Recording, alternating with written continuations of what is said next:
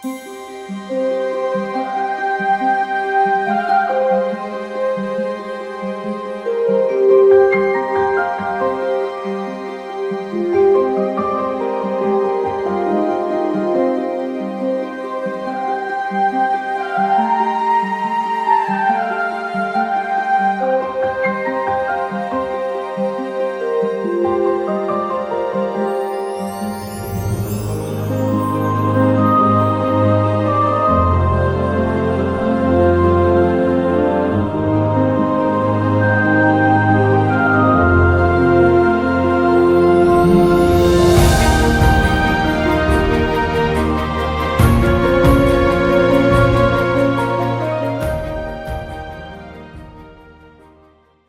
series provided by the Gullah Geechee Cultural Heritage National Heritage Area has been a time for me to, in some ways, give back to the corridor. I'm from St. Helena Island, and I was on the Gullah Geechee Corridor Commission, the charter commission when it started in 2007, and spent quite a few years on the commission, including being the commission chair. I think it was Emery Campbell, then Ron Days, and I was Ron Days's vice chair at the time, and then I became chair, and it continued from there. And it is so great to know that the heritage area is strong, and the amazing work that it continues, and that it covers a 4-state area with such incredible, important information. And when I was asked to do this series, because I do this Finding Your Way Home series as an independent. In fact, you can find out more information on that on my website at altheasumpter.com and click on Finding Your Way Home. But what I provide an understanding of genealogy because I always say that I'm not a genealogist, but that I've worked in the South Carolina State Archives many decades ago, as during my graduate school years, but early late 70s, early 80s. But it was at a time to really see and understand and explore all that is included in archives and the telling of stories and histories and such, and that people are able to find documents if they're willing to do the work. So I was able to incorporate my knowledge of having worked in the research and genealogy division, along with my own experience as a humanities scholar and Africana studies professional, and I do a media production, most producer. I know a lot of hats, but the thing that I've been able to incorporate is understanding the history of the person who lived within the family. So I say that, I'm not a genealogist, but I incorporate all of my knowledge and understanding into people realizing that what you may have been told, in that you cannot find family, or that especially Blacks cannot, there's no history and such. I say, I debunk that. It is a matter of you doing the work, because documents are available.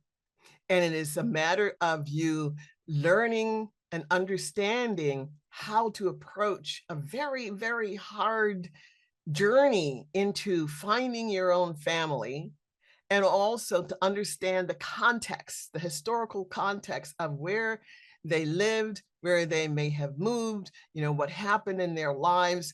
And so you incorporate history into the story of your family. One thing is linking one person to another. Fine. What did that person do? Because everyone did something within the community, within, their religious institutions, their schools, and that's what you're also trying to find. And that's the sort of thing that I introduce to finding your way home. And so what I've already gone through at this point in the last two sessions, and a workbook is provided for you, and so that you can go through and understand those areas and elements that you should explore and find. But the recordings, the last two recordings, are available for you to also go through. So what you have as well in your handbook are what I consider very critical information, the resource pages. There are 3 resource pages. And so really click on that as a PDF. If it's in blue, you can click on it and it goes to the sources that I've laid out for you. So it's a matter of going through, and family search is free search. And then you can start understanding how to then look at family and such. And if you want to, I mean, and ancestry and family search, they are linked to some degree. But I'm going to have our guest tell you more about that when she comes in later. And so that she is, and here is our guest is and I love her name. People need to understand that names have meaning within a family. And I know where my names came from. And I'm here, Edgua Olden Satrakian. And I'm going to have her explain her name when you come in. We're going to do a Q&A, and I'm going to ask her some questions and such. And then I'm also going to have her explain the understanding about the history of DNA, or what happened to that, and then give her a time to explain the work that she does. This is so fascinating. But I always like to say that I love Edgewa's name. In a lot of ways, it's like my name, Althea Sumpter. If you look at my middle name, there's a G there, but it's said with a J. And so where do those names come from? I know and understand where my names came from. And that's the thing, is that for you to understand the how your name links to the past, links to others. And so the thing I mentioned before is that when you find any kind of documents, that you copy off the documents onto your computer, and you start, you can keep a digital file, but also print off a copy of any documents you find and start compiling a notebook. In the previous session, I introduced how to make a binder, and you can find that on YouTube as well. And it's how to make a genealogy binder, or you can reference the previous session. But once you start compiling information, you start searching the documents in such a way that it becomes, you're putting together a puzzle. And putting together the puzzle is, in a lot of ways, you're just looking for just a name, information. And one thing I told people to do is this, to really clear a wall, or you get a 3-ring binder, and start tracking all the information. There are people I've already had people who said, okay, I cleared all the pictures off of this wall and it looks a mess.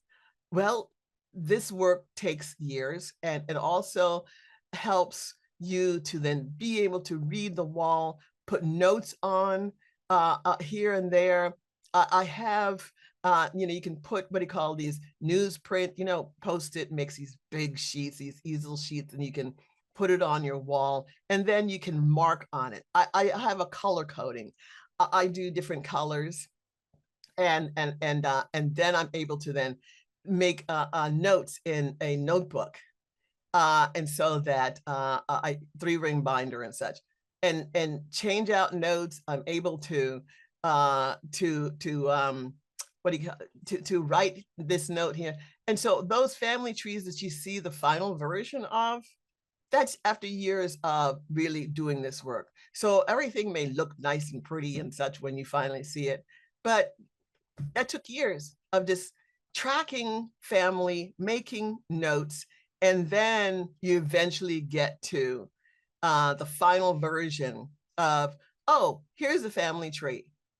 And so under the thing that I also introduced is going to family tree magazine that you can also get to that link through the resource book, and so that you can get information, a lot of information, and explore that. You know, it has case studies, it has articles, you know, how to, and be patient with yourself.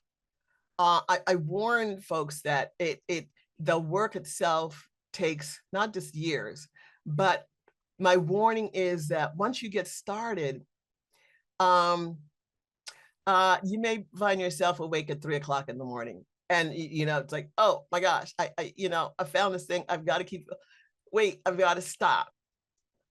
And I just finished a session just recently when somebody said, I forgot to, well, they were having they were, there's, I'll say that. They did some searches at work and they said, they forgot to work.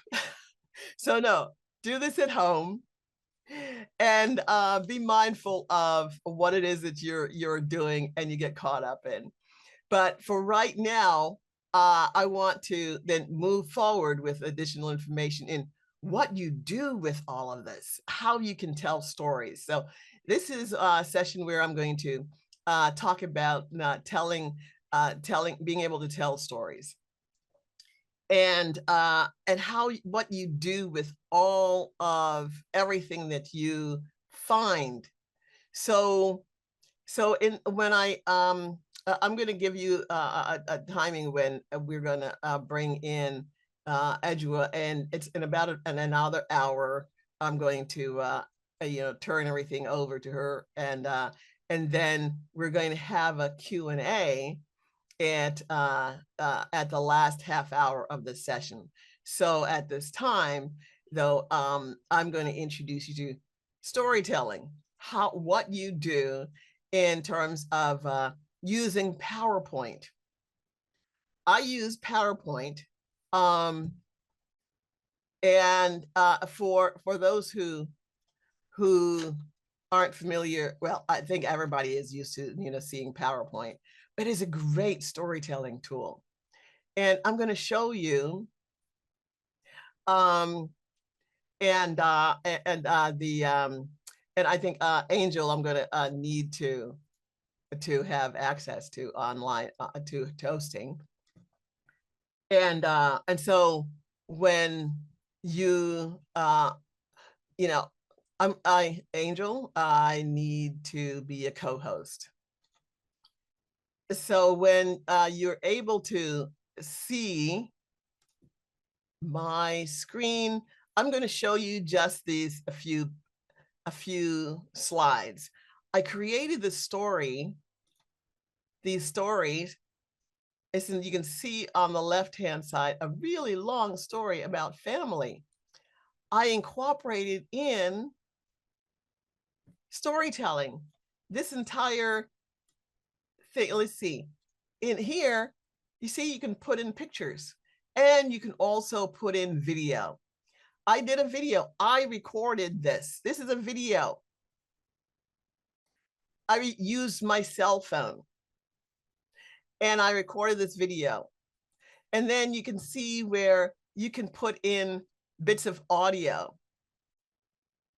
And I told the story of the culture, and then just so other family members and such can understand the culture, and then what happened within the culture. I usually always incorporate history. And so this is being the story of St. Helena, telling the story of St. Helena. And then I think I introduced this to some earlier first session where I showed the house that I grew up in. And so, yeah, you see, it's a picture. And you see, you can put in text, and here's an audio. And it doesn't matter what you sound like. You just create a story, create these. So, and I've seen where I talked about my parents, talked about my parents before they met and when they got married, and then their 4 kids, and so that's the thing, is that you can build a PowerPoint and be able to incorporate this. If you don't know how to do it, then go to YouTube. YouTube has everything. How to work with PowerPoint. And once again, I incorporated another little video story using my cell phone. I incorporated video. So from there, I was able to then go to File and Export. And export, you see all the other things that you can do. Create a video. And I created a video. I use this version. You can make them smaller, but I wanted a full HD version. And from there, I'm going to show you what I was able to do. And I'm going to show you the video. I'm not going to show the entire thing. I'll just, since I've introduced elements, I'm going to just scrub through and show you some portions of it. And so this and PowerPoint, once it was done, it became 33 minutes long. 33. And so I was able to. I was asked. Well, let's see, the United States. So let's take a look at how we all connect to our own cultural past. So I think you may be wondering why. And so you see that with the video, you see in the video itself, I showed you the picture, and here's the audio that comes through. And so, it continues on. This is designation that South Carolina, Georgia, should be settled by Negroes, now free, 30 miles back from the sea. So that's the thing, is that it took from that point until the law in 2006 designated by Congress that I am Gullah Geechee, and that I am a specifically identified cultural group from ethnic identities brought over from the west coast of Africa. Oops. Southern Senegambia to northern Liberia. I hope you can see this. Okay, all right. So, okay, I realized that I wasn't sharing the screen. So, okay, I'm going to years past, or some hundreds of years past, or however it is that we all got. And those ethnic identities formed in a specific region because of rice and cotton and indigo that came from my origin. So it's new to me to have an identity just 2006, where before that, what was I? A person from the island of South Carolina. And so yeah, you saw the pictures before, and this is now still the video, 33 minutes. Experience and events and building a business. From the times when they worked for other people, they instilled within themselves the idea that you do not work for other people, you work for yourself. So they built their own business, being community active. So that's just not a period of time that your family happens to be a part of all of the events in the making of this country. And so that is just a quick example. That's a quick example of what ended up being the video. So that once I did the PowerPoint, then exported out as a video. The thing I was able to do from there is to share it by this process I'm going to show you. I'm always introducing free, what you can gain for free. And I was able to email using this particular website called WeTransfer. WeTransfer.com can provide 2 gigabytes free for you to email to anyone. I email that video to relatives and such so that they can learn the story that I was able to do at that time. The video with it, at the quality that you saw, wasn't even 1 gigabyte. So imagine 2 gigabytes. So you see, this is all free. Then you email out that video to relatives and you share your story.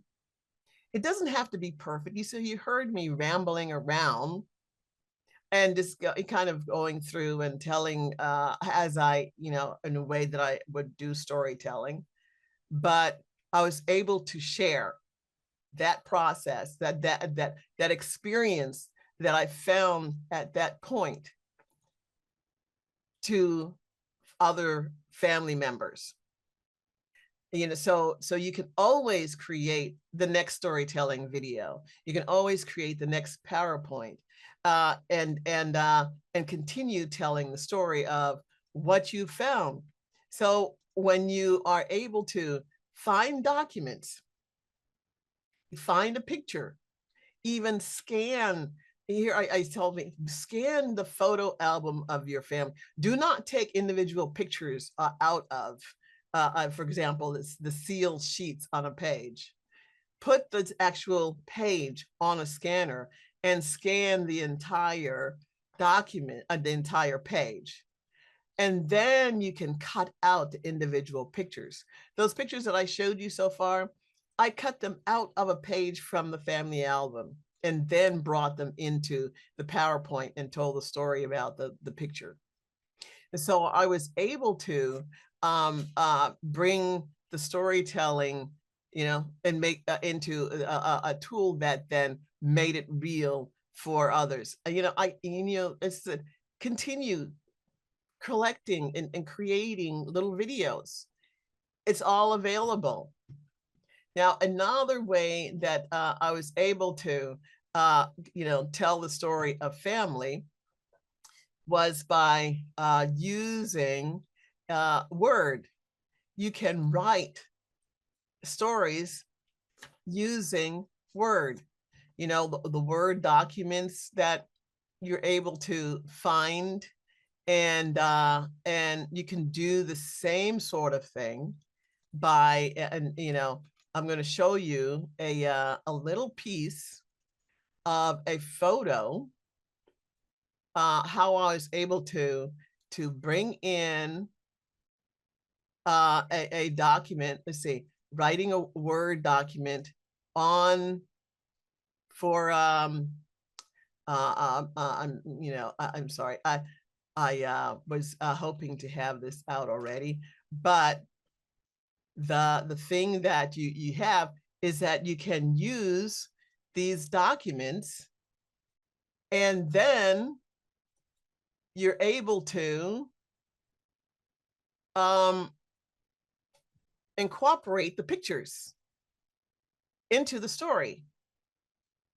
So I'm going to show you this one story that I wrote about an elder, and see, I was able to bring her picture in. I incorporated this picture into a story where I'm writing about, this person, and so you write the story. Here I wrote the story, and I wrote about about my time with her and going to her house and visiting. And from there, I then turned it into a PDF. You can go into, and if you have a PDF, you can save as, and you can save as a PDF. And so you can save it as a PDF. And here it is that I've already saved. And I'm going to show you this. I'm going to show you the saved version of this. And so that you can see, oops. There, I'm having this very interesting thing because I have a lot of materials already open for you, to share with you. And you kind of get carried away with things, and it's like, oh, okay, too many items open. So I'm going to try to close a few things down as I'm talking. And so remember that, write down any questions and such, and as we go along, because that way, you can, when we get to Q&A, you can remember the questions you want to ask. And so the thing is that I wanted to show you that there are multiple ways for you to be able to incorporate storytelling. And then once you've used that storytelling, email it out, save your copies. Always make hard copies of things. People like to say, oh, well, save it to the cloud, or save it to a cloud is only a computer system, one of those big server centers. And if something crashes there or something goes down, guess what? You have no access to it. So depend on your own hard copy. Send copies of whatever it is that you do to other people as well in the family, and try to incorporate, try to get a partner of this work for your, because the thing that you want to have is someone else who is also sharing in the work that you do. A lot of family members like to, say they don't have time, and then all of a sudden they wonder what you're doing, and then it's a matter of, can I see this? And then you have where some people get, a little angry because you have something that they don't have. And yeah, that sort of thing happens. So with that same person, I was able to, with Miss Lena, I was still in her house, and just sharing time with her as she was telling stories. I was able to take pictures. And you see the pictures there, and I was able to put it around. See, you can incorporate the pictures. You can move it around, and you can, share it. You write it, how you do layout in Word. Go to YouTube. It's there. So I then turned this into a PDF and shared it. So that's what you can do. The storytelling by using PowerPoint, and using PowerPoint to then turn it into a movie, and using WeTransfer and emailing out to family members.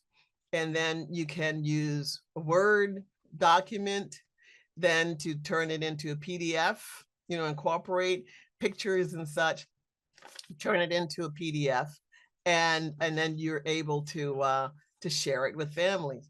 But so that's how you can, for example, do the work piecemeal, because it's not going to happen all at once. So you can do pieces and parts and such. And next thing you know, you have a book on the family. And what you are able to do over time in terms of putting found materials in a binder, and then the stories that you're able to write and create, and be able to come up with a family journal. There is one family member that that I found that she had a lot of binders of materials. So in terms of, you know, turned out that family turned out to be really large. And so they broke it down into different generations. And you can come up with any kind of way that, you know, either by different binders or even within, like for example, a 3-ring binder, you know, different tabs that you can put in for individuals. And you can always, you know, find a way to add, use a system where you can add to the binder. So that's where, you know, you're able to then keep materials together. And you know, so what do you do then with all of the materials for the next generation? And that is back to Family Tree Magazine, where you can come up with a genealogy will and how to pass on the research. And once again, I'm going to share a screen, but I already have this article copied off. And this is from Family Tree. Like I said, Family Tree is a lot of information. But here's, you can find this. It's, you know, get your free download. They give information away. Here's an article.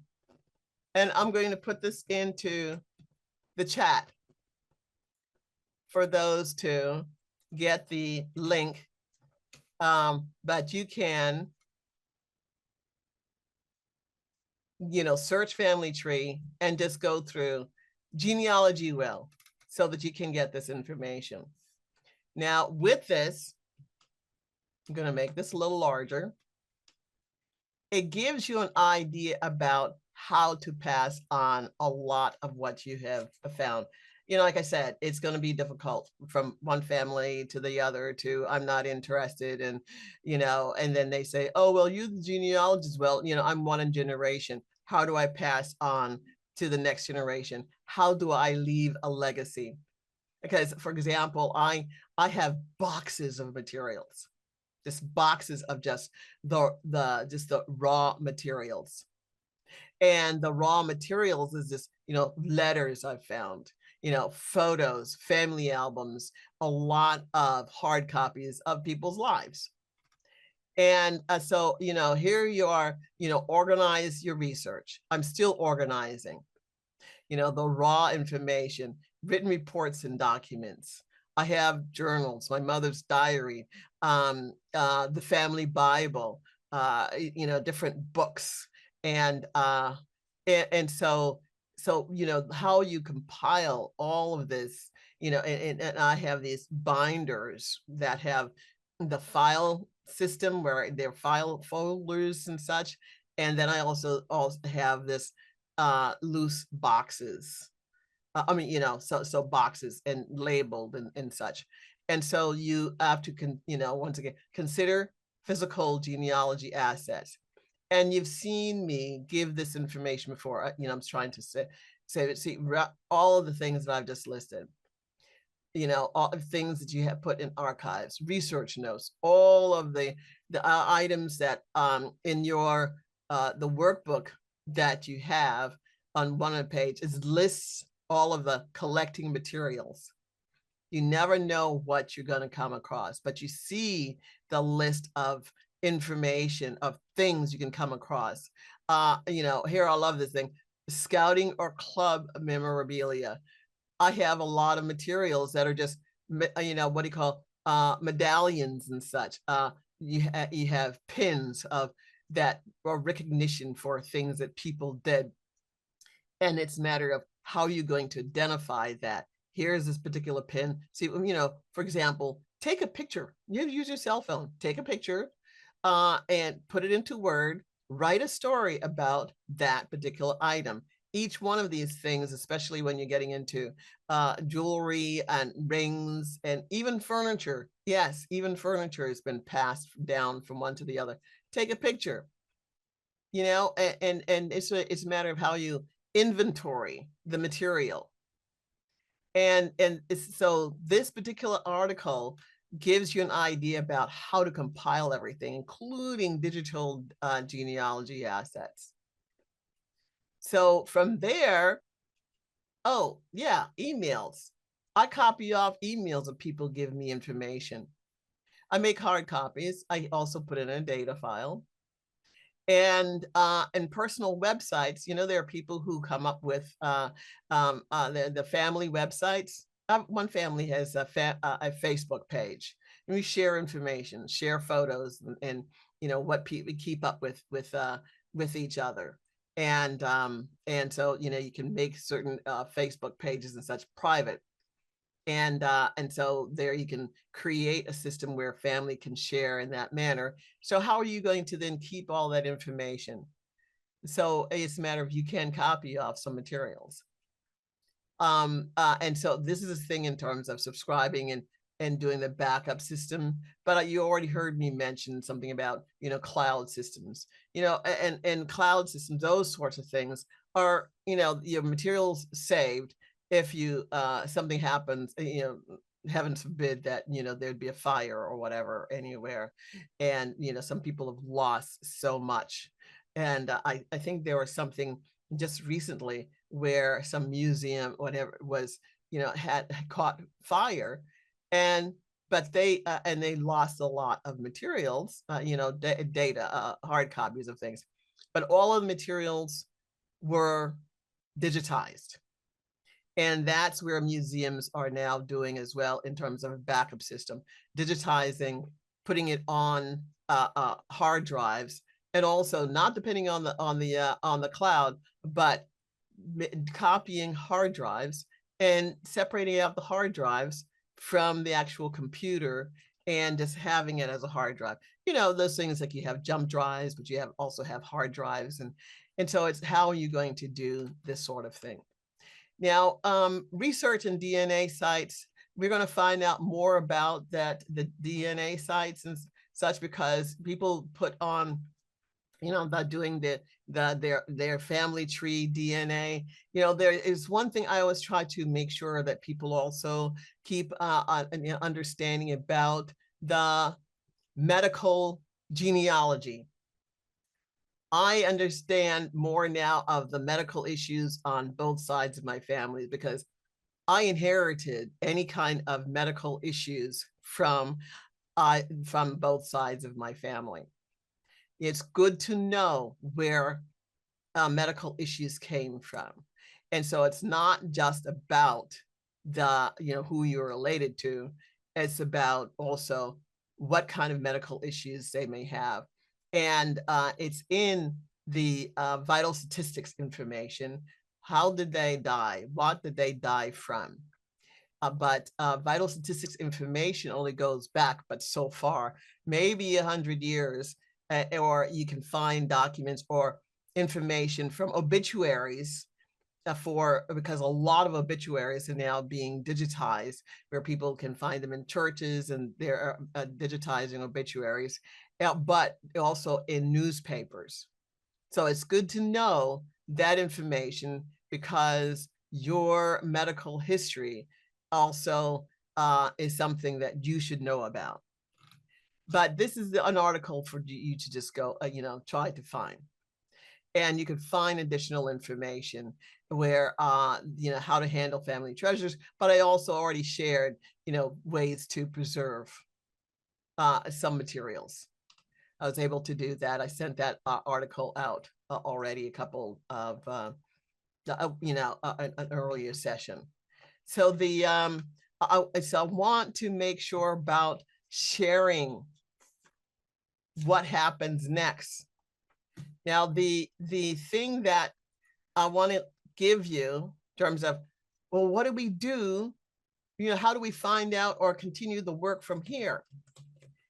And there are a couple of books I want to share with you, and you can search them, look and go. I'm going to explain what they are, but the first book that I'm going to introduce to you is by someone who is I'm always saying that people are build libraries and archives based on someone, a family member, giving a research center, giving a historical society the information that they've compiled from the household. And Charles Blockson's materials, I'm going to introduce, is so massive that there is an entire museum, an entire research section that is named for him at Temple University. And so then that's the first book I want to introduce to you. And this book is my all-time favorite go-to book. It was first published in 1977. Yeah, I have this original copy, but it is where he went through and wrote a book on Black genealogy, Charles Blockson. And if you search, then you can see the entire incredible holding and research and materials. It is amazing, his massive collection. Here, when you have such a massive collection of books, documents, and such, that a university then puts takes that and then put a name on your research center, you've done a lot of work. But I like to honor Charles Blockson by always making sure to move this publication forward. And because he really started in compiling how-to at such a long time ago. So Black Genealogy by Charles Blockson is my all-time go-to book. There are other books and such and that are available, and a lot of other genealogy guides also in multiple ethnicities. And I'm always saying that there is a way, it doesn't matter in terms of being Black, in terms of being, white or Asians. There are sources for you to be able to find how to do a thing. And so the other book that I want to introduce to you is called Somerset Homecoming. And here is Dorothy Sproul, Redford. Took 10 years. It took her 10 years to come up with her family genealogy. And she told about her journey in this book. Yeah, it's first published in 1989. But in this book, she talked about her frustrations, about the surprises, the journey of, and see, Somerset Place is in North Carolina. Now, the thing that happens, in terms of this particular place, you have that more than 300 enslaved, remember, enslaved, people are not born slaves, they are enslaved, but she was able to track a lot of the information about her family's heritage. And to the point where in she was able to, this is when family, what do you call, homecomings were started. And that's the whole thing in terms of homecoming. She spent 10 years and then was able to organize and brought together more than 2,000 descendants of the plantation, the enslaved and owners, and marked the beginning of its incredible connection. And they had a homecoming. And it became such an amazing, the word got out and became such an amazing possibility of all of these people gathering that even Alex Haley had to come and he had to be a part of this incredible homecoming. So I'm always introducing this experience because it is, like I'm always trying to say, it is hard work. This is, she gave up, she then started again, so her frustration, and but putting those pieces together led to a significant experience. And then people started having homecomings, started having and connecting with Blacks and whites, sharing information. This more current book that I want to introduce is Finding Frances. Finding Frances is a recent publication. And it's by Elizabeth West, who's a professor at Georgia State University. And it's her own personal story of how it is that she was able to do the same process, go through the same process, but using the story of one person who she tracked through the South, through South Carolina, Georgia, Alabama, Mississippi. And not just that, but she was also able to track back to the continent, to the west coast of Africa. And with her, more contemporary story, she was able to then come up with what she called biohistography, because within this is about her own journey. It's about her own experience, her own family, her own connection to her doing this work. She's still continuing to do the work, but but the thing is that I call this volume 1, because she said, I have so much more to do. She had to stop at a certain point and then go, I need to write this experience. So this experience is something where you can share that information with others, and so that you're able to what I say that to understand that you're not alone in the frustration of how do I go from here, what do I do next, and so it gives you an idea that yes, you are going into hard work, and this hard work becomes an amazing story once you get through.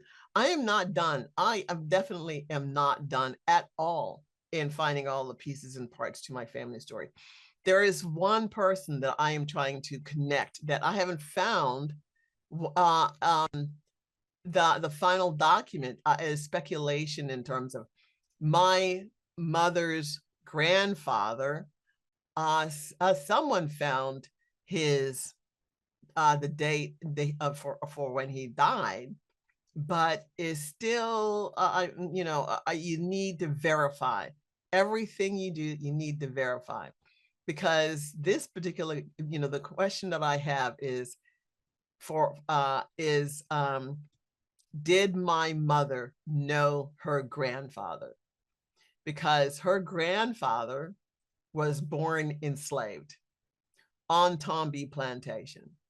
And some of you may, earlier I introduced this particular piece of information where I showed what my mother was able, what I was able to find about my family.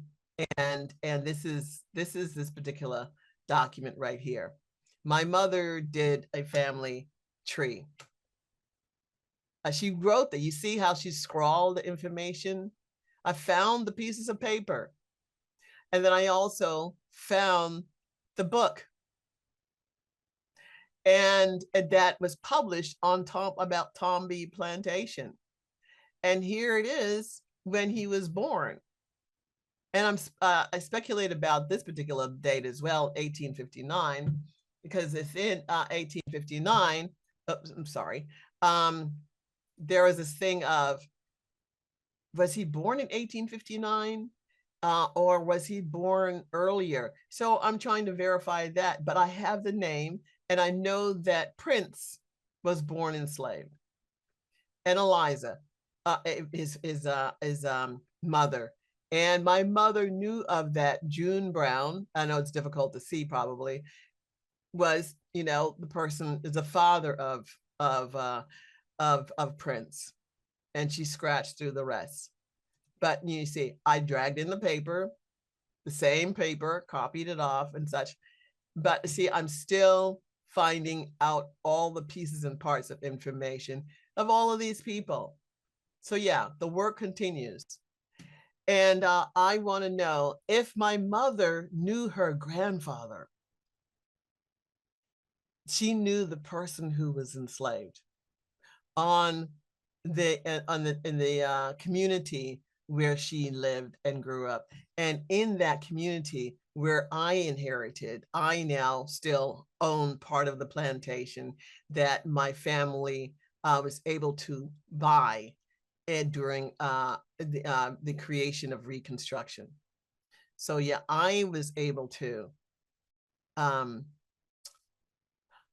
honored to be able to care for the land where my relatives were enslaved, and they built the success of the economic success. Never forget that. It took their knowledge of the rice and the indigo and the cotton that originated from the West Coast of the African continent, the Sierra Leone, that Senegambia to southern Senegambia to northern Liberia, where my ethnic groups came from that are now the Gullah Geechee culture.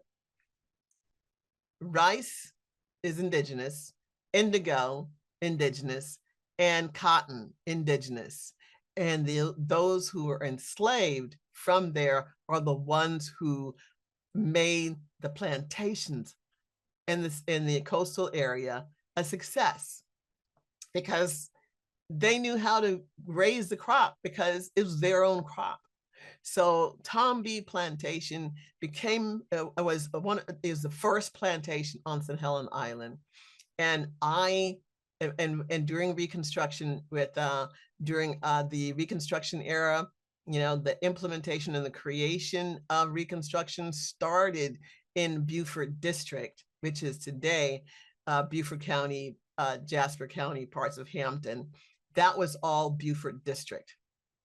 And Jasper County and Hampton, that section, it was created in 1912. So until 1912, it was all Beaufort District.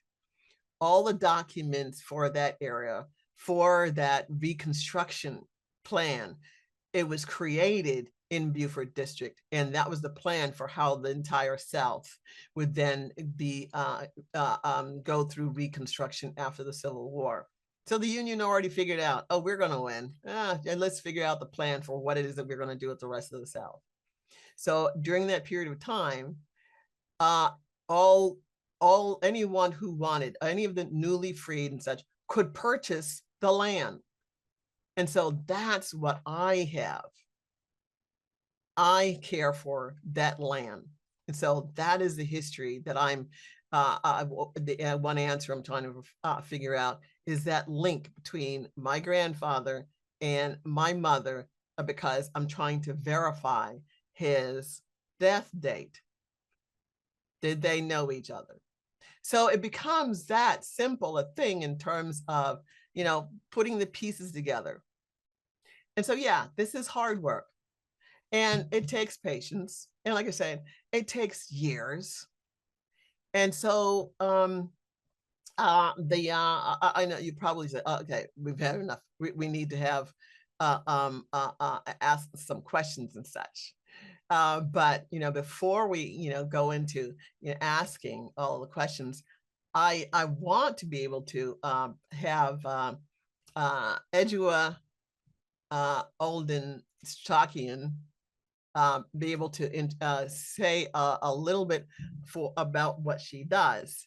And I mentioned about her name, and because it is so amazing, and you and she has this website that I want to introduce to you first. And so that the thing is that and she'll be able to explain a lot more. So and so that's what I'm doing right now, is bringing that up. And because her work is about family and genealogy. And so that once I introduced you to this, I'm going to I'm bringing this up on the screen, and then she can all right, so here it is, span DNA spandna.com, and where her work is about looking at DNA in such a way that she is able to, well, I'm going to have her explain that as more, and here she is. But the thing that she's Edua, and you said Edua, is able to connect is the DNA to certain what do you call ethnic identities. And we're talking about ethnic identities, and I went through DNA, went through some of this and had my DNA done, and identifying predominantly I'm Angolan, and also Sierra Leonean area ethnicities, and also Scandinavian, German, Sardinia, which is Italian, and Southeast Asian. Those are so far the identifiers in my DNA. How they all connect is its own interesting experience. But one thing is that with DNA is that there are what do you call marker points for which period of time that DNA entered into your system. And so and those marker points can give you an idea about, for example, some German and Scandinavian is in the 1700s. And some people say that, well, you're Black and it had to do with rape. No. There are so many interracial marriages and such into the 1600s, and into the institution and idea of what do you call separation, that you could not marry in interracial marriages and such, did not take place until developing into the about 1730.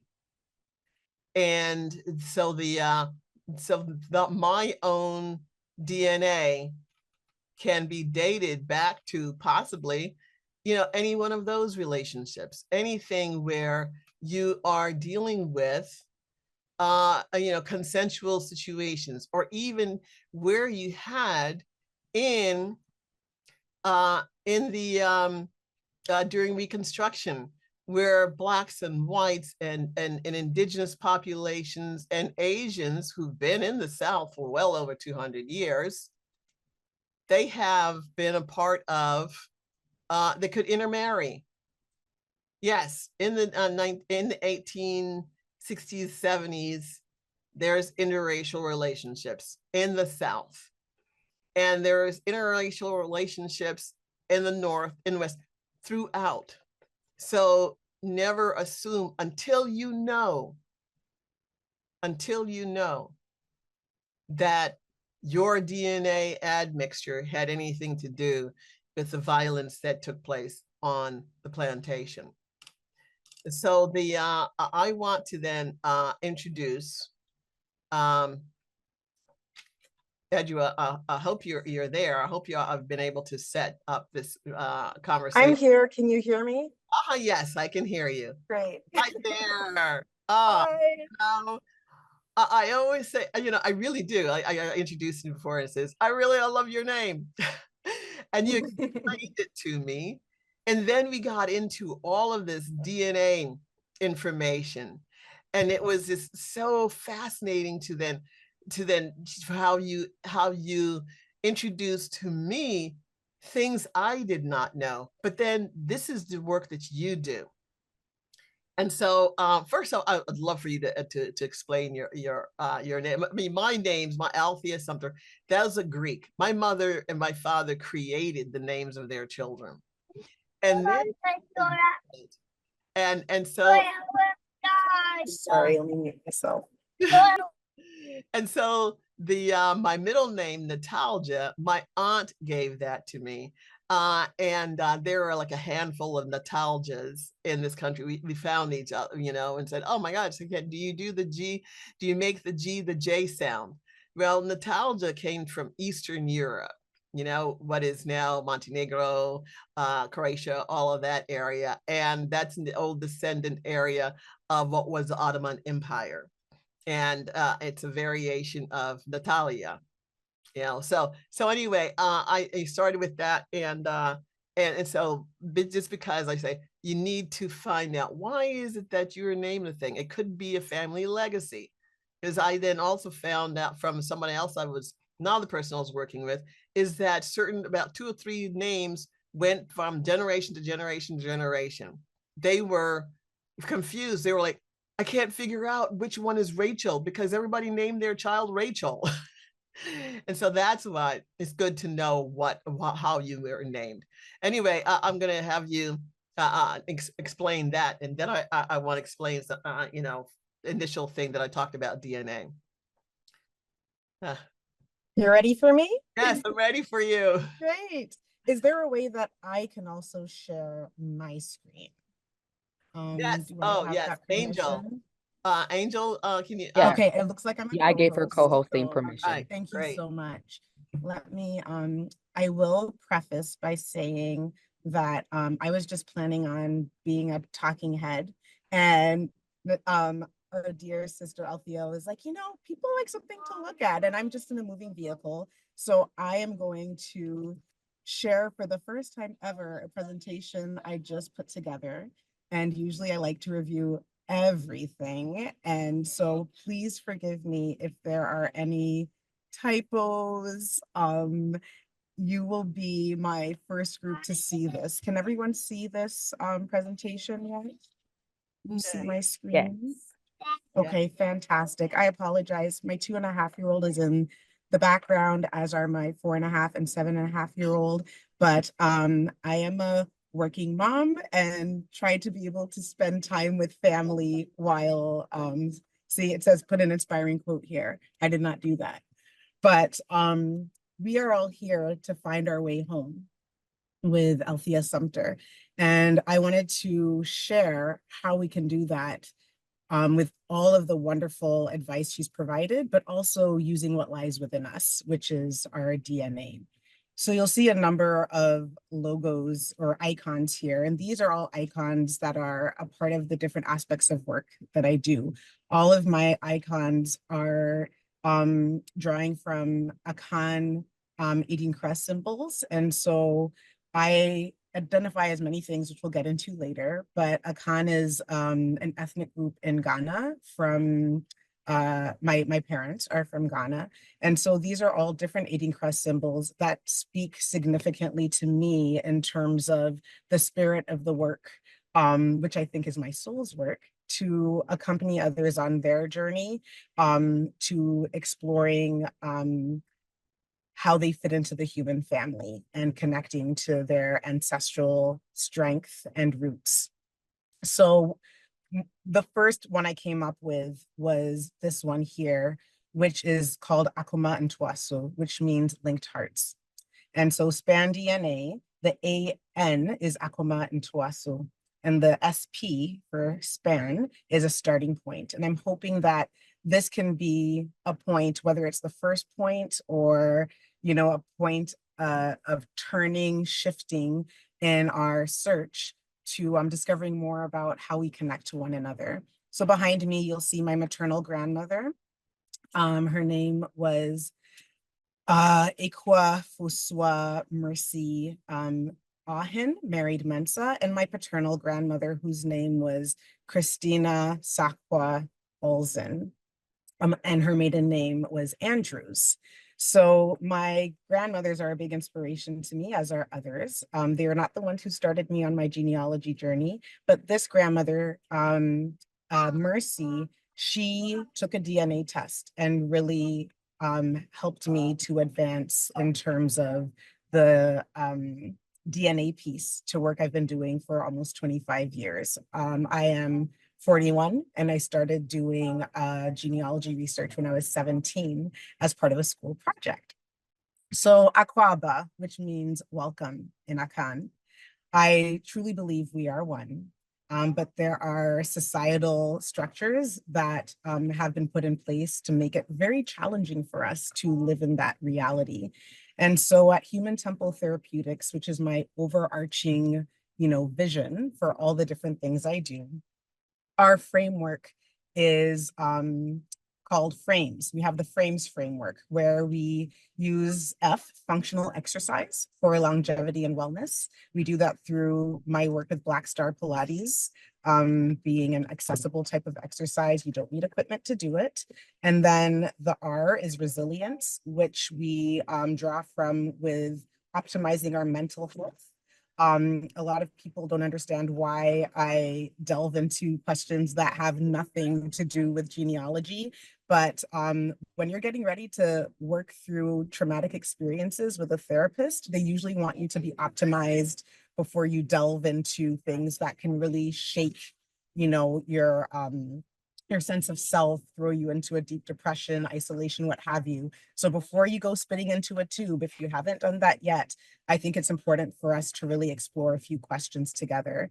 And the A is for our awareness. As secular of a society as many of us may feel we live in, especially our communities of color, of African descent, we have very strong spiritual practices and community.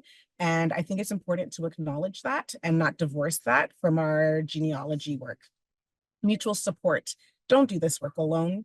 Don't do it in a hovel. This is something that I think requires community. So I only work with family groups for a number of reasons. And education. I like to provide education, but this process I think is educative in and of itself. That is done primarily through my work with Span DNA, the genealogy piece. And also, this education is for all of us to reconceptualize what we know and to offer something better to the future generations. So, this is me. I'm Adjoa. This is a little bit about me. So, Althea Sumpter was talking about names. Adjoa is a name given to a girl born on Monday in many parts of Ghana, Ivory Coast. It's an Akan name, which may be spelled a variety of ways. Sakwa is my middle name, named after my paternal grandmother. No one seems to know what it means, but a lot of us in my family have that name, and it's not a common Ghanaian name. Ulzen, Ulzen, is my maiden name. And I often say to folks, the Europeans left more than their footsteps when they came to West Africa and left. And I am a product of some of those more than footsteps that were left behind. And Satrakian is my husband's name, which is Armenian. So this is my nuclear family. Me, Zora, whose name means dawn in Slovak, because some of her ancestry is Slovak as well. Idris, who Baha'u'llah, who is the prophet founder of the Baha'i faith, said was the first philosopher. Idris is the Arabic version of Enoch, which is a Hebrew name, which you may know from the Bible. My husband, Haig, whose name goes back to Noah's Ark and the founder of the Armenian people, really heavy names, and Eliska, which is a cute version of Elizabeth, like Lizzie in Slovak. All of these kids also have Ghanaian names and are named after different ancestors or people we would like them to draw lessons from. So I see myself as a chief accompaniment officer, not a CEO, but a CAO, mother, daughter, sister, wife, friend. I'm a professional genetic genealogist. I have a master's in education and a master's in social work. I see myself as an indigenous foreigner and shapeshifter. I'm a soul moving through this physical world in a Black body with two X chromosomes.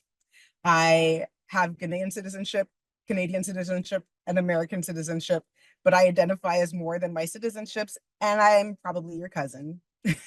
So our framework with Human Temple Therapeutics really is founded upon deepening our knowledge of self, community, and family.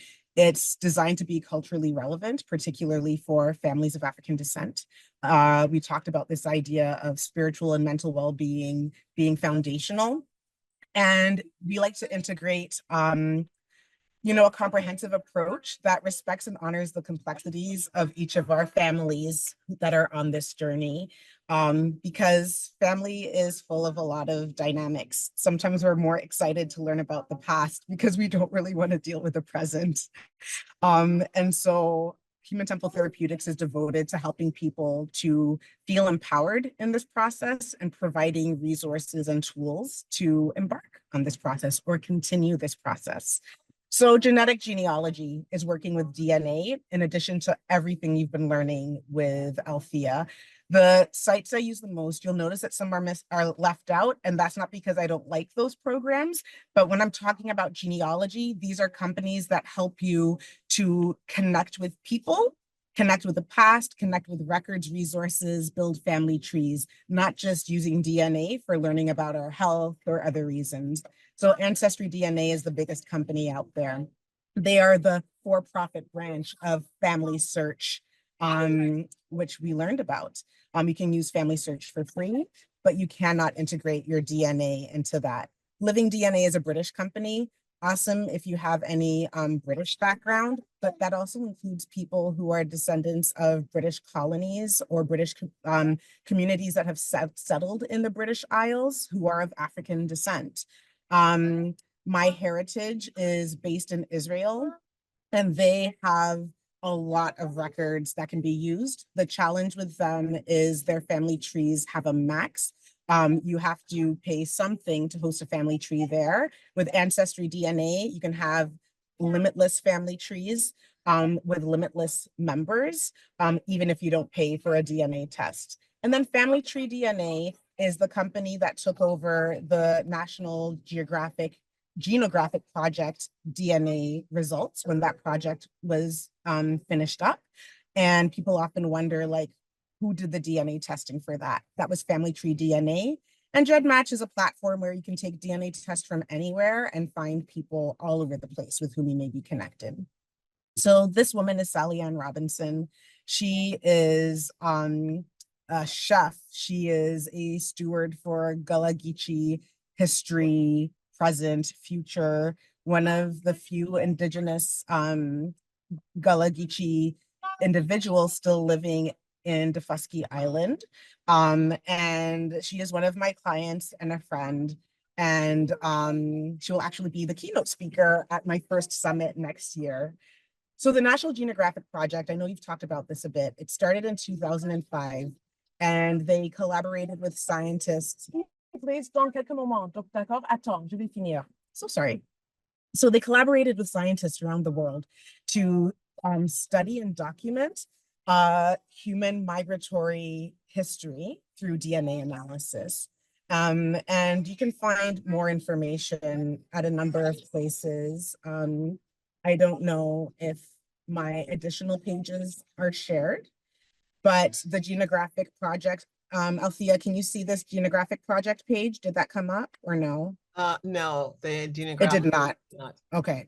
What I will do is I will put the links in the chat, because I don't want to waste our time with my technical, I don't want to say ineptitude, but just slowing things down when I haven't figured out all the technological pieces. So I'll put all of the links in the chat.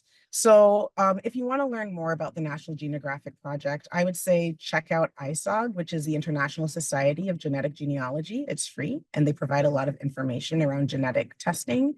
And then there are different publications around the National Geographic Project. I am a huge fan of using primary sources rather than secondary ones. So actually, maybe what I can do is I'll put all of these links on a handout that can be mailed out, so that we can just, I don't waste time copying and pasting. But Family Tree DNA partnered with the National Geographic Project. They still exist. They don't have the largest database, but they do provide all kinds of DNA testing and a high level of accuracy. If you want to learn about your maternal line, your paternal line, or just autosomal DNA, which is both sides of your family. So this is my son, Idris. He took a test recently with living DNA because it's a swab and not spitting. He's 2.5. We need to there are certain considerations for people of African descent.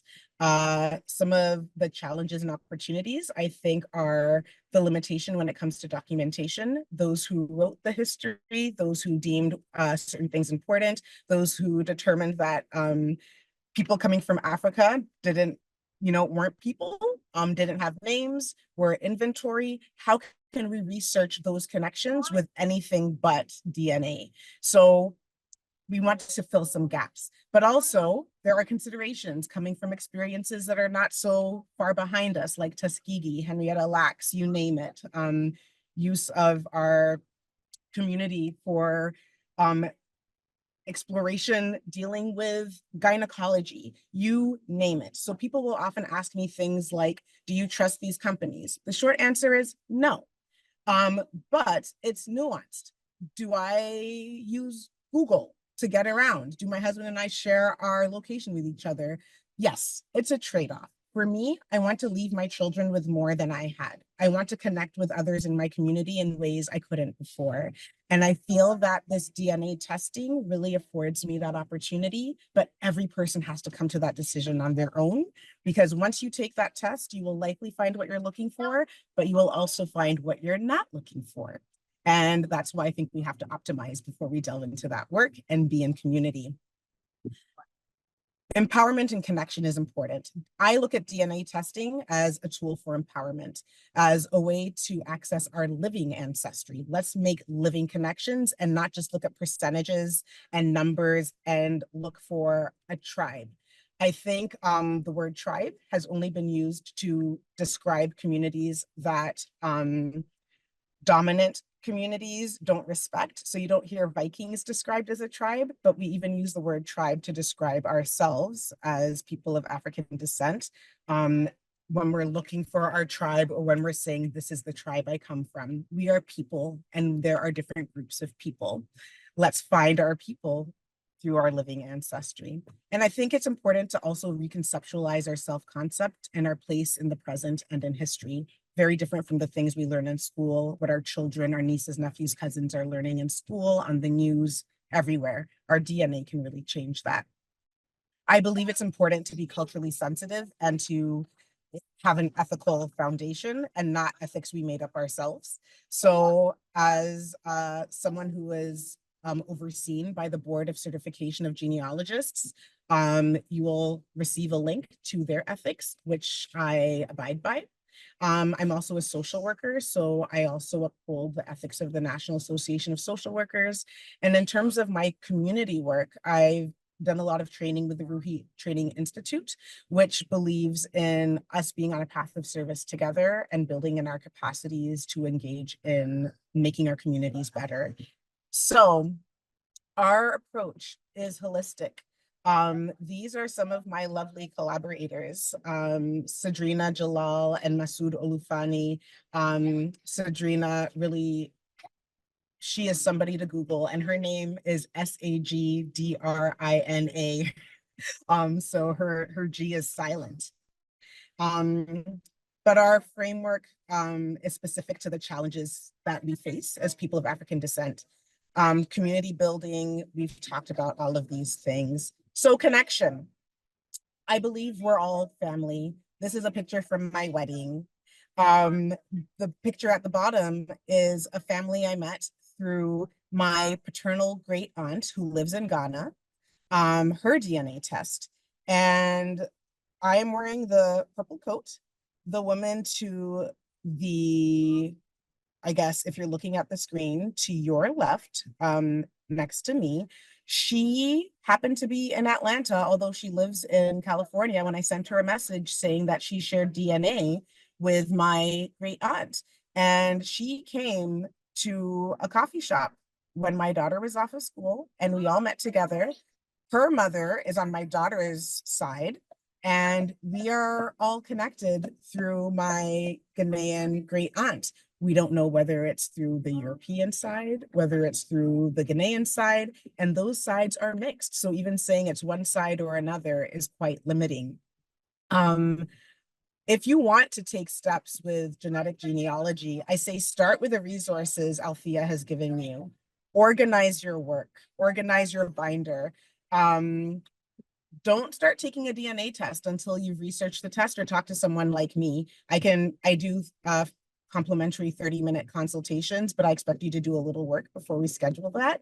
And I have a questionnaire that's free on my website. If you go to the contact us section of my website, for you to really think about getting started with such a project. One of the reasons I talk about working in a family group beyond the support network is genealogy can be done for free, but the genetic genealogy can get pretty expensive. And also navigating all of that information can be a bit overwhelming. So people will get stuck and just be like, I don't know what the point was in this. Maybe I found my biological father. I found a bunch of white relatives.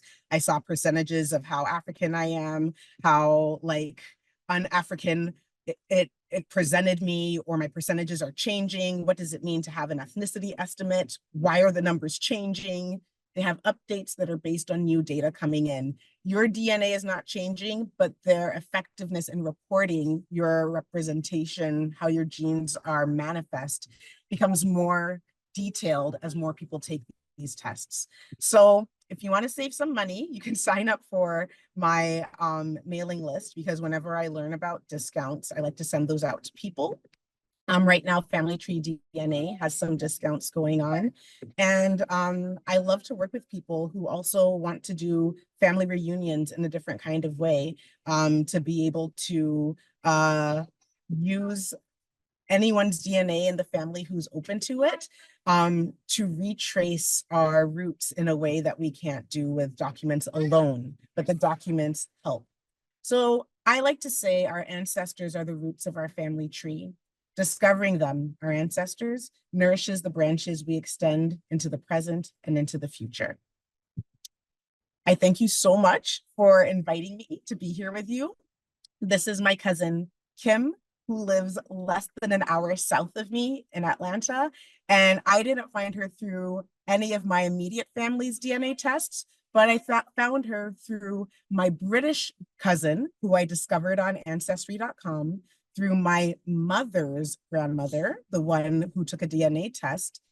This woman in the UK grew up thinking she was white. She and her uncle took a DNA test and found that they had quite a bit of African in them. And that African was connected to my cousin Vicky in the UK's grandmother, who wants nothing to do with finding out who her biological father was.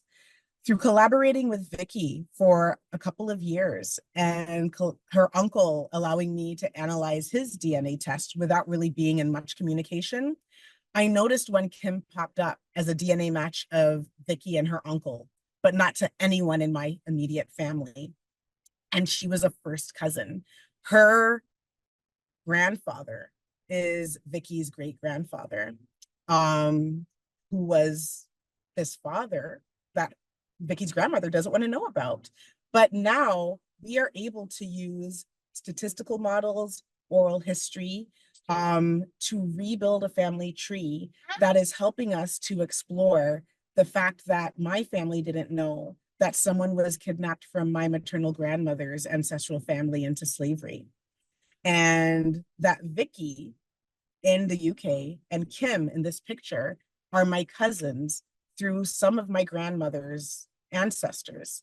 And we sat at a table with Zoom on the table, a number of family members, tears, prayers across like faith communities, looking at our online family trees to really celebrate the fact that we're family.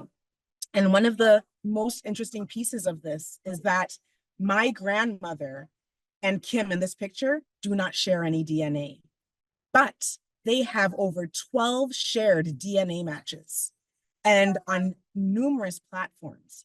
And so I don't want to go into like the statistics or the data, but even without the DNA match, their respective overlap of cousins shows that we're family. And so DNA doesn't solve everything, but even the things that don't show up can give us some clues. And so don't feel like you have to understand all of this. I don't understand all of it. I recently took a 1-week course to advance in my understanding around genetic genealogy. But I have been doing this for almost 25 years. I started as a high school student doing this as a school project, and now it's become my soul's work. So you don't have to know everything to get started. You will never know everything to finish. This is a long journey, and we are going to hand this on to someone else. And let's find ways to preserve this and to explore and to be open to the multitudes that live within us and around us. Thank you so much for giving me an opportunity to share. Thank you so much. And please tell us about the conference next year. Yes. So next year in Atlanta, we will be having a transatlantic genealogy summit, which will bring together people who are connected to 4 Ghanaians who took DNA tests, 4 Ghanaians who are interested in connecting with their diaspora cousins and expanding their concept of identity and their connections, which were not really a part of their upbringing. And so my parents, a non-genetic aunt and uncle, have enabled me to use their DNA to connect with people, like thousands of people, but we have space for 75. But my heritage will be streaming all of the sessions. So for anybody who wants to watch, if you sign up for my mailing list, I'll give you the website so that when the pop-up comes up, you can sign up. I will know to send you a link so that you can also receive discounts from My Heritage, updates, and information from a Black woman who was a geneticist that the dear Althea introduced me to. She will be helping us understand the power of genetics, not just for our ancestry, but also for our health. So please, if you have any thoughts, questions, I'm on social media as Roots and Reform and www.instagram.com. I'm going to put that in there. And I love to really talk to anyone who is interested in this kind of work. So I'm so sorry that you've had to deal with my background. Zoom has not been able to silence my 2.5-year-old. Yeah, well, I'm glad to have your 2.5-year-old join us in such a manner since we've been introduced to him. And thank you for all of that you shared, and that you are going to continue in the work of not connecting you with Jennifer Caldwell, who is a geneticist, and it is so amazing. I was able to, I'd say, give Jennifer some spit and her doing that work. And so, so funny there you are just trying to get, get it all squared away. And I mean, I want to thank you, Edgua and family, and also Angel for our having this ability to share so much information, and that others will be able to, uh, um, continue their work and understand that, this is a long journey. And so I know that, at this time that Angel, that, you would like to have us do Q&A, but I truly appreciate being a part of this experience. And thank you. And so Thank both of you. That was some incredible information, and I'm excited. I'm copy and pasting links. I've already been on your website, and so this was just a great way to kind of end this genealogy series with so many additional resources to further your search and expand your community, expand your legacy. I'm excited to hear about this summit, and we love Sally Ann Robinson here at the Corridor, and we've spent some time with her on Defusky, and she's truly doing the work of preservation and of continuing her family legacy. So we're excited to have you with us today. Adwa, did I say it right? That's it. You did well. I've been practicing. So thank you for being here, and we look forward to continuing our work with you. And so, Dr. Sumpter, we have just a couple questions that are in the chat, but I do want to give you all an opportunity if you want to have any type of dialogue together. Dr. Sumpter, if anything kind of jogged in your mind based on some of the previous questions from the sessions, and where some of the previous conversation went after this session, that may be able to tie it in for our future viewers and for the viewers that are here today. Yeah, the one thing I do want to make sure that those who use the resources in that workbook, that whenever you compile a list, names, just don't follow one name. Make a list of names and also locations. And then, for example, when you go into the Smithsonian link, do a search on each one of those. See if something comes up. Never say that, oh, well, we don't have anything in there. You'll be surprised. And when you go into the Library of Congress search, do the same thing. Do what I call a word bank. And always, search each one of these items in that word bank, the name, the location, and never ever say that they shouldn't have or something. And along with anytime that you find a location, especially, make sure you know the history of that location. Remember that until what's the thing in my own family legacy, in my own history of in Helena Island, the first African revolt really on what would become the United States took place in 1526. And so, that sort of understanding in terms of naming a place, or the what do you call the conflicts between those who would be invaders and those who would, lose their homeland and such, the names of places change. So do the history of a location to see if if a name changes, add that into your word list. And then continue into, now up to now, because for example, I'm in Georgia, and there are 159 counties in Georgia. What is it in South Carolina? There are 57.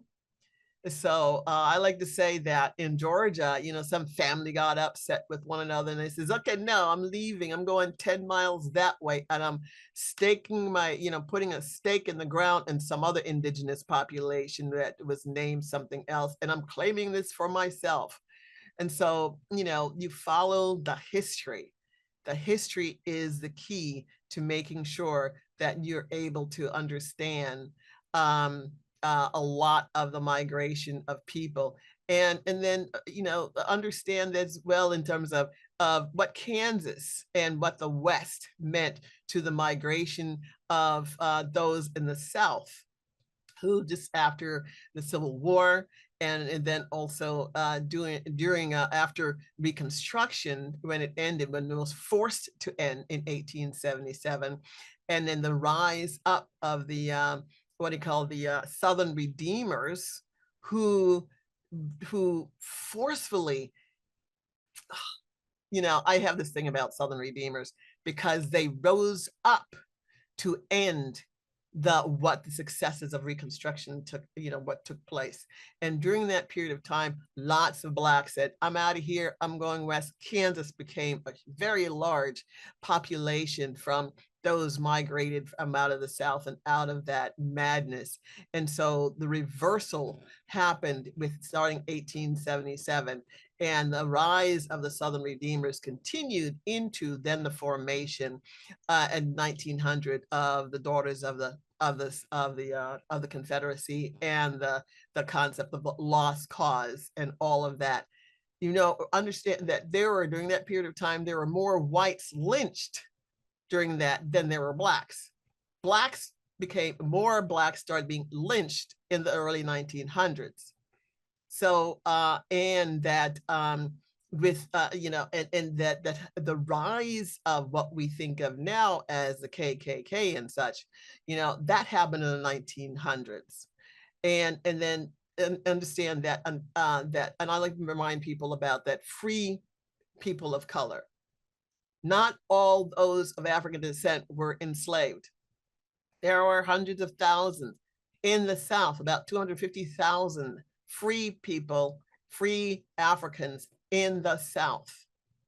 500,000 overall and throughout the entire country. But the majority of all the populations in this country now arrived after 1870. So just because you're one ethnic group or another doesn't mean that your descendants immigrated to this continent during a bit before the Civil War or any of that. Never assume anything until you find out. And that's why I say verify everything, verify. So, I mean, that's my little hints of things and such. I don't know if you have anything additional to say, Adjoa. I echo everything you said. I was just like nodding vigorously as you were speaking. Only if there's time, somebody had a question about like ethnicity. And so I opened up all of these tabs with how my ethnicity looks different with different companies, if we have time and if that would be of interest to anyone. So I leave that to our moderator to let me know if I should do that or not. Most certainly, feel free to go ahead. All right, then I will do that now. Again, thank you for your patience. So can we see this map? Yes. Okay, wonderful. So I'm going to start with Ancestry, because Ancestry has the largest, that's the largest database. We should go to my results. Okay, kiddos, les enfants, arrêtez s'il vous plaît. Sorry. So, of course. Let's see my results summary. I apologize. We're going to look at my ethnicity estimate, my breakdown. I had a family member up instead of myself. So here, we're gonna go to Adjoa. Zora, attends s'il te plaît, un peu de patience. Okay, so this is me. So Ancestry, an ethnicity estimate, it's exactly that. It's an estimate. All of these companies have a different baseline and a different time period that they're going back to in terms of what populations, what geographic areas they're defining. So when you take a test, you can actually click on the learn more about this map and this region, and it'll give you background on why they are linking you to that area. So 80% Ivory Coast and Ghana, 17% Benin, Togo, 1% Mali, Germanic Europe, Ireland, and a teeny tiny bit of Senegal, which I learned came from my maternal grandfather. He didn't take a test, but because my mom took a test and her mom took a test, whatever is left over is my grandfather. He didn't have to take a test. So this is ancestry, all right? Ivory Coast, Ghana, Benin, Mali, Germanic Europe, Ireland, Senegal. Then you go to my heritage and it's Nigerian. But when you look at Nigeria, it covers more than present day Nigeria, right? So we have Nigeria in our head, but remember, these places, who gave them their names and who created those boundaries? We have to really think about some of those things. So, okay, zoom out, Angela, zoom out, zoom out. There we go. Sierra Leonean, that is a huge percent, but we didn't see that before. But if we click on it, it talks about the Mende people. It talks about the slave trade. It talks about people who ended up in North America. So we have to read all these details to see what do they mean when they say Sierra Leonean. Kenyan, that didn't come up in Ancestry, did it? And Finnish, that didn't come up either. So it doesn't mean it's wrong. It's just a different data set. These might be different people in different parts of the world than what Ancestry is looking at. So Ancestry is using different people and different methodologies, different definitions, different boundaries. Then Family Tree DNA, this is the company that did the National Geographic Genographic Project. I've got Ghana, Togo, and Benin. So that's lumped together. Ancestry separates some of those things and mixes Ivory Coast into some of it too. There's Nigeria, which also goes beyond Nigeria. We'll make this bigger. There's Guinea and Sierra Leone, where before we only had Sierra Leone. There's Liberia and Ivory Coast. Ancestry links Ivory Coast and Ghana and didn't mention Liberia. There's Senegal, Gambia, Guinea-Bissau. And then in Europe, we've got Southern Europe, Greece, and the Balkans. And then My Living DNA, if I look at my full breakdown, I love this company for Black people. Look at how specific it is. This is the only company that has, so our family identifies mostly as Akan, right? But that's, according to my DNA, 31.9% of my ancestry, genetically speaking. And so it's got Yoruba, Akan, and then Ivory Coast and Ghana covers a larger section than just Ghana. This is Ghana, but Ivory Coast and Ghana, Akan, their Akan is here. So when I think of Akan, I think of this part of the globe, but they're talking about like ancestral Akan, not present day Akan. So today's Akans live here, but they were part of a different kingdom. There were wars, there was migration, all these different kinds of things. And this company provides you with so much information about the history. They give you pictures, they give you citations and sources, so you can learn more about your ethnic ancestry and all this data. And then Mandinka is very specific to a particular group. In the Sahara, they mentioned the Gambia, they mentioned Senegal, they mentioned Mali. So other companies gave us the present day names, not necessarily the peoples or the ethnic groups or things that were based on migration. And then one of the companies mentioned Kenya. This one also mentions East Africa, doesn't say Kenya, but says the Dinka Nuer Shilluk people. And they tell you about the types of people, how they migrated, and that they are the third largest group of South Sudan. And so these things don't have to actually be viewed as conflicting. I see them as complementary.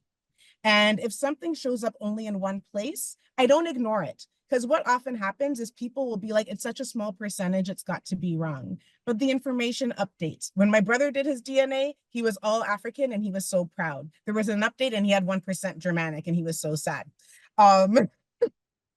So I hope this helps. Somebody did ask about African ancestry. I mentioned that I didn't include certain companies, like I didn't include 23andMe. I have results with 23andMe and they're here. I'll just leave it up while I talk, but they're not a genealogy company. You can't build a family tree here. It's very difficult to link family trees, and it's also very challenging to communicate with people you match with. Their platform is not based on building community, clarifying like your ancient ancestry, even your present ancestry. So there are a lot of roadblocks to that. What African Ancestry does really well is they are a Black company that many Black people trust because it's a Black company. They help people to use their mitochondrial DNA or their Y-DNA to connect to what is African in their ancestry. So if you pay for a test and end up with European mitochondrial DNA or European paternal DNA, they don't really help you with that. So you want to probably be pretty sure that DNA, if you're going to spend like $400 on a test, you want to either be like, okay, I paid less for another company to verify that I'm connected to that line so that I can go and tour that part of Africa with African ancestry and like engage in their ceremony. So that's why I don't like to have a cut and dry response in terms of this company is good, this company is bad. It depends on what you need and what you're looking for. So for some people, they're just like, yeah, I don't want to give my DNA to these other folks. I'm like, yeah, so let's talk about that and we'll come up with a plan for you. I hope that helps. That was so great. It really is. And I like how you added in and made sure the understanding about the migration on the continent of Africa, and that in the partitioning of Africa took place in 1885 in Germany, 1885, and then in 1886, Germany, the conference, all European, interest, then met and divvied out the continent, and the names of the places, predominantly the ones that hadn't changed in the last 40 years, those names were given to those locations, the colonizers, and came up with those divisions during that conference in Germany in 1885.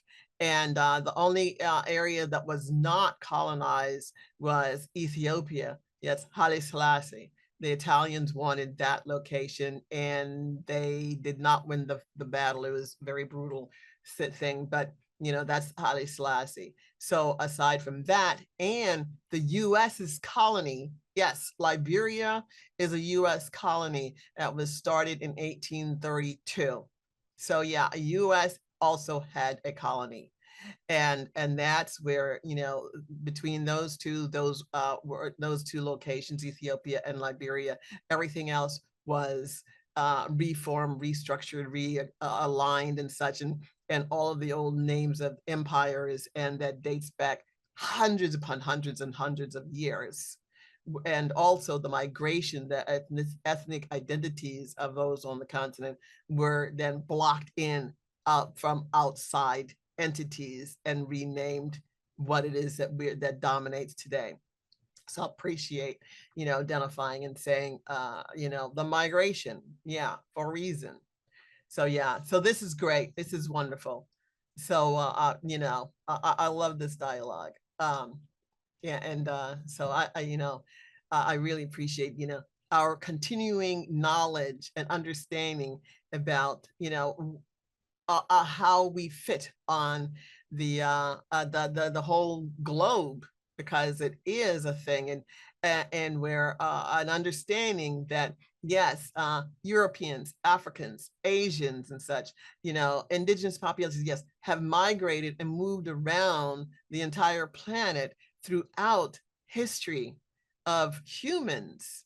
We have all kinds of levels of migration, and so many people say, well, I didn't know there are Africans in Russia. Yeah, for centuries, or India, centuries, or the now understanding about the whole on the connection of Africans to the to Central America and that area since the 1300s and such. Yeah, you know, there are boats. It's called an ocean. You get on a boat and you go somewhere, and you know, so that's the thing, is that never say never. Verify, find the facts.